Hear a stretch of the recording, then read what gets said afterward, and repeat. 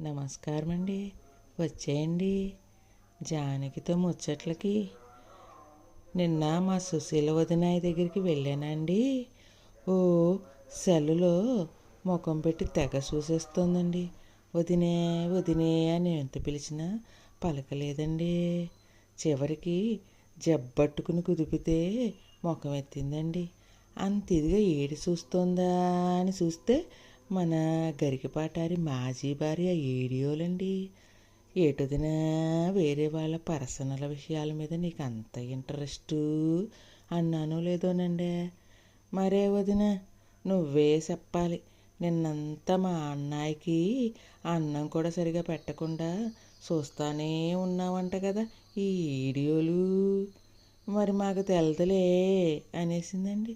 Hi, ఈ లోకంలో నీతులు చెప్తే కూడా తప్పేనండి. మూసుకుని వచ్చానండి. మరీ ఉంటానండి. మళ్ళీ కలుద్దారండి.